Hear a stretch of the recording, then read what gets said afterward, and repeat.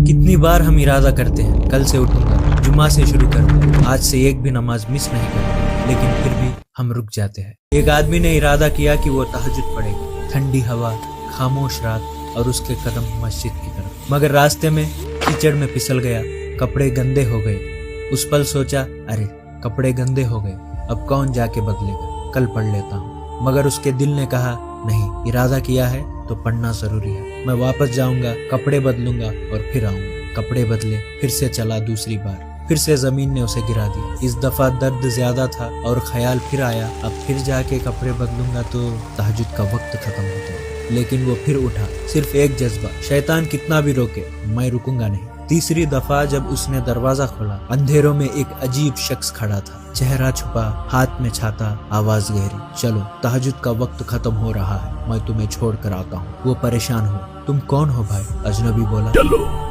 तहज्जुद का वक्त खत्म हो रहा है। दोनों मस्जिद तक पहुंचे। उस आदमी ने रात का सबसे खूबसूरत सजदा किया। इबादत के बाद जब वो मस्जिद से निकला, वो शख्स अभी भी दरवाजे पर खड़ा था। आखिर तुम हो कौन? और उसने जवाब दिया, मैं शैतान हूँ। जब मैं तुम्हें पहली बार गिराया, तुम फिर से उठे और नमाज पढ़ने के लिए गए। अल्लाह ने तुम्हारे तमाम गुनाह माफ कर दिए। दूसरी बार गिराया, तुम्हारे खानदान के गुनाह माफ हो गए। अगर मैं तुम्हें तीसरी बार गिराता, पूरे मोहल्ले के गुनाह माफ हो जाते। तो फिर मैं गुमराह किसको करता?